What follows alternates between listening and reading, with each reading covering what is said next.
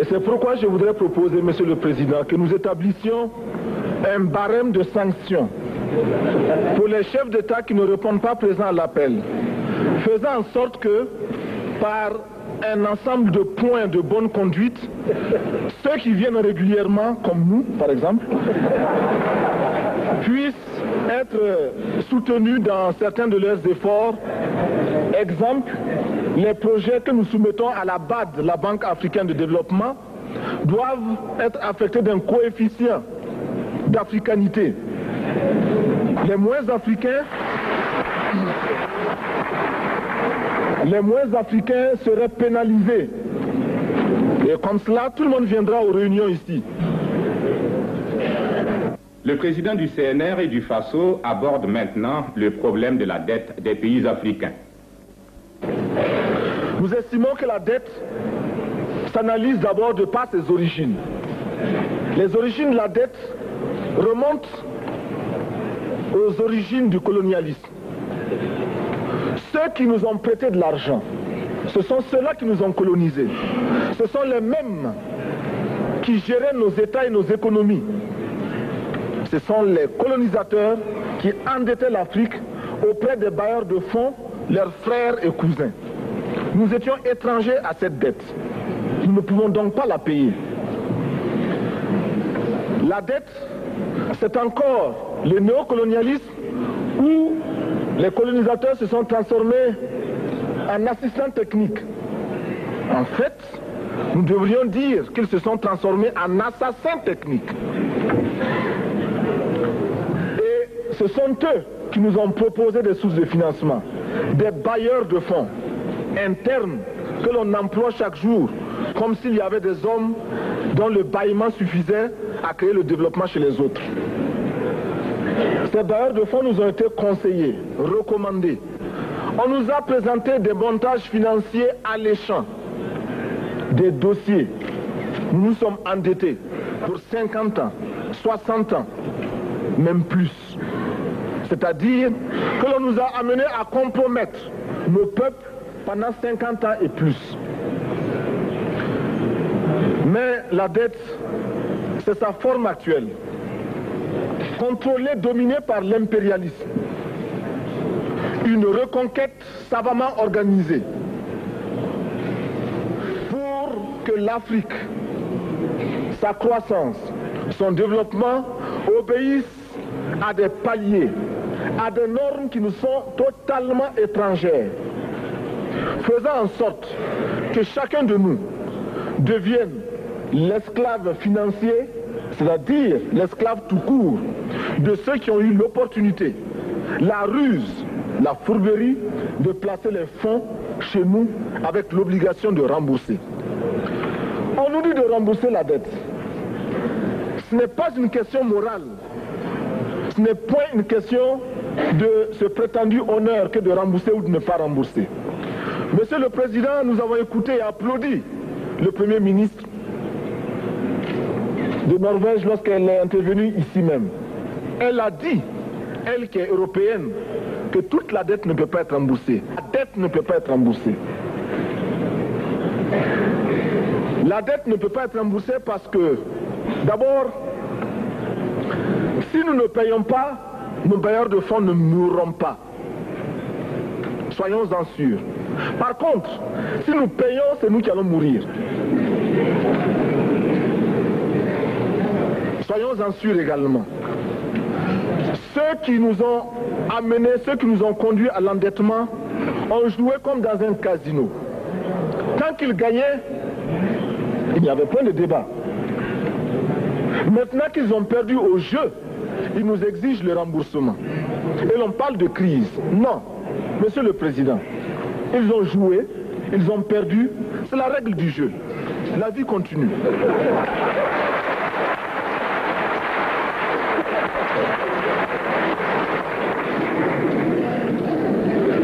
Nous ne pouvons pas rembourser la dette parce que nous n'avons pas de quoi payer. Nous ne pouvons pas rembourser la dette parce que nous ne sommes pas responsables de la dette. Nous ne pouvons pas payer la dette parce que, au contraire, les autres nous doivent ce que les plus grandes richesses ne pourront jamais payer, c'est-à-dire la dette de sang. C'est notre sang qui a été versé. On parle du plan Marshall qui a refait l'Europe économique, mais on ne parle jamais du plan africain qui a permis à l'Europe de faire face aux hordes hitlériennes lorsque leur économie était menacée, leur stabilité était menacée. Qui a sauvé l'Europe? C'est l'Afrique. On en parle très peu. On en parle si peu que nous ne pouvons pas, nous, être complices de ce silence ingrat. Si les autres ne peuvent pas chanter nos louanges, nous avons au moins le devoir de dire que nos pères furent courageux et que nos anciens combattants ont sauvé l'Europe et finalement ont permis au monde de se débarrasser du nazisme. La dette, c'est aussi la conséquence des affrontements. Et lorsque l'on nous parle aujourd'hui de crise économique, l'on oublie de nous dire que la crise n'est pas venue de façon subite. La crise existe de tout temps. Et elle ira en s'aggravant chaque fois que les masses populaires seront de plus en plus conscientes de leurs droits face aux exploiteurs. Il y a crise aujourd'hui parce que les masses refusent que les richesses soient concentrées entre les mains de quelques individus. Il y a crise parce que quelques individus déposent dans des banques à l'étranger des sommes colossales qui suffiraient à développer l'Afrique. Il y a crise parce que face à ces richesses individuelles que l'on peut nommer, les masses populaires refusent de vivre dans les ghettos, dans les bas quartiers. Il y a crise parce que les peuples partout refusent d'être dans Soweto face à Johannesburg. Il y a donc lutte et l'exacerbation de cette lutte amène les tenants du pouvoir financier à s'inquiéter. On nous demande aujourd'hui d'être complices de la recherche d'un équilibre. Équilibre en faveur des tenants du pouvoir financier, équilibre au détriment de nos masses populaires. Non, nous ne pouvons pas être complices. Non, nous ne pouvons pas accompagner ceux qui sucent le sang de nos peuples et qui vivent la sueur de nos peuples. Nous ne pouvons pas les accompagner dans leur démarche assassine. Monsieur le Président, nous entendons parler de clubs. Club de Rome, club de Paris, club de partout. Nous entendons parler du groupe des 5, du groupe des 7, du groupe des 10, peut-être du groupe des 100, et que sais-je encore. Il est normal que nous créions notre club et notre groupe. Faisons en sorte que dès aujourd'hui, Addis Abeba devienne également le siège, le centre d'où partira le souffle nouveau, le club d'Addis Abeba. Nous avons le devoir aujourd'hui de créer le front uni d'Addis Abeba contre la dette. Ce n'est que de cette façon que nous pourrons dire aux autres, en refusant de payer la dette, nous ne venons pas dans une démarche belliqueuse. Au contraire, c'est dans une démarche fraternelle pour dire ce qui est. Du reste, les masses populaires en Europe ne sont pas opposées aux masses populaires en Afrique. Mais ceux qui veulent exploiter l'Afrique, ce sont les mêmes qui exploitent l'Europe. Nous avons un ennemi commun.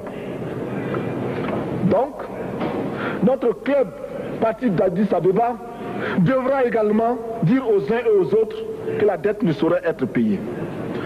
Et quand nous disons que la dette ne saurait être payée, ce n'est point que nous sommes contre la morale, la dignité, le respect de la parole. Parce que nous estimons que nous n'avons pas la même morale que les autres. Entre le riche et le pauvre, il n'y a pas la même morale. La Bible, le Coran, ne peut pas servir de la même manière celui qui exploite le peuple et celui qui est exploité. Il faudrait alors qu'il y ait 2 éditions de la Bible et 2 éditions du Coran.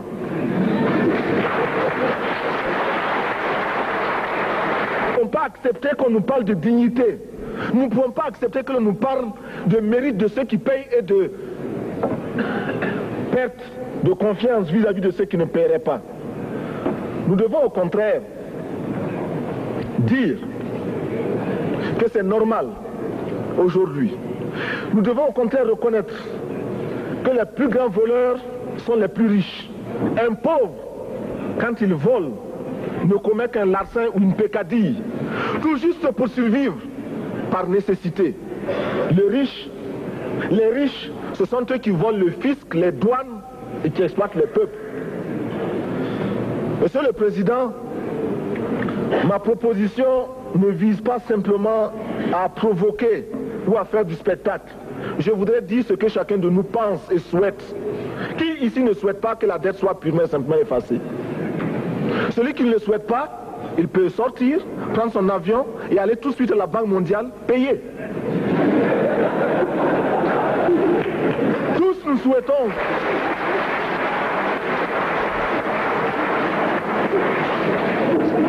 ma proposition n'est pas non plus, je ne voudrais pas que l'on prenne la proposition du Burkina Faso comme celle qui viendrait de la part de jeunes sans maturité, sans expérience. Je ne voudrais pas non plus que l'on pense qu'il n'y a que les révolutionnaires à parler de cette façon. Je voudrais que l'on admette que c'est simplement l'objectivité et l'obligation. Et je peux citer, dans les exemples de ceux qui ont dit de ne pas payer la dette, des révolutionnaires comme des non-révolutionnaires, des jeunes comme des vieux. Je citerai par exemple, Fidel Castro a déjà dit de ne pas payer. Il n'a pas mon âge, même s'il est révolutionnaire. Mais je pourrais citer également François Mitterrand, qui a dit que les pays africains ne peuvent pas payer, les pays pauvres ne peuvent pas. Je pourrais citer Madame le Premier ministre. Je ne connais pas son âge et je m'en voudrais de le lui demander. Mais c'est un exemple. Je voudrais citer également le président Félix Houphouët-Boigny. Il n'a pas mon âge. Cependant, il a déclaré officiellement, publiquement, qu'au moins pour ce qui concerne son pays, la Côte d'Ivoire ne peut pas payer. Or, la Côte d'Ivoire est classée parmi les pays les plus aisés d'Afrique, au moins d'Afrique francophone. C'est pourquoi d'ailleurs il est normal qu'elle paye plus en contribution ici. Mais, Monsieur le Président, ce n'est donc pas de la provocation. Je voudrais que très sagement, vous nous offriez des solutions. Je voudrais que notre conférence adopte la nécessité de dire clairement que nous ne pouvons pas payer la dette. Non pas dans un esprit belliqueux, belliciste. Ceci pour éviter que nous n'allions individuellement nous faire assassiner.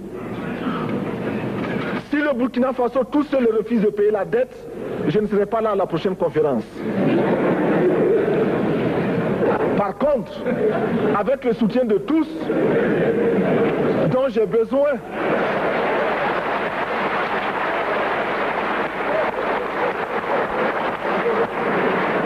avec le soutien de tous, nous pourrons éviter de payer. Et en évitant de payer, nous pourrons à notre développement. Et je voudrais terminer en disant, chaque fois qu'un pays africain achète une arme, c'est contre un Africain. Ce n'est pas contre un Européen. Ce n'est pas contre un Asiatique. C'est contre un Africain. Par conséquent, nous devons également, dans la lancée de la résolution de la question de la dette, trouver une solution au problème de l'armement. Je suis militaire et je porte une arme. Mais Monsieur le Président, je voudrais que nous nous désarmions. Parce que moi, je porte l'unique arme que je possède et d'autres ont camouflé les armes qu'ils ont.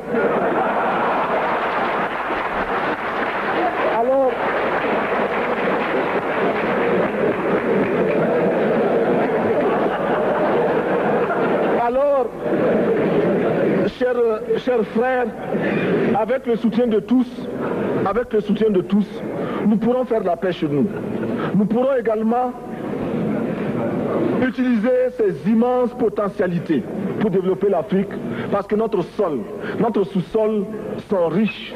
Nous avons suffisamment de bras et nous avons un marché immense très vaste, du nord au sud, de l'est à l'ouest. Nous avons suffisamment de capacités intellectuelles pour créer, ou tout au moins prendre la technologie et la science partout où nous pourrons les trouver. Monsieur le Président, faisons en sorte que nous mettions au point ce front uni d'Addis Abeba contre la dette. Faisons en sorte que ce soit à partir d'Addis Abeba que nous décidions de limiter la course aux armements entre pays faibles et pauvres. Les gourdins et les coutelas que nous achetons sont inutiles.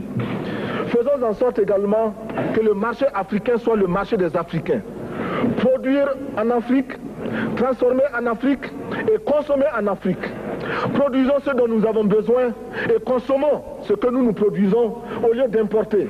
Le Burkina Faso est venu vous exposer ici la cotonnade produite au Burkina Faso, tissée au Burkina Faso, cousue au Burkina Faso pour habiller les Burkinabés. Ma délégation et moi-même, nous sommes habillés par nos tisserands, nos paysans. Il n'y a pas un seul fil qui vienne de l'Europe ou de l'Amérique. Je ne fais pas un défilé de mode, mais je voudrais simplement dire que nous devons accepter de vivre africain. C'est la seule façon de vivre libre et de vivre digne. Je vous remercie, Monsieur le Président. La patrie ou la mort, nous vaincrons.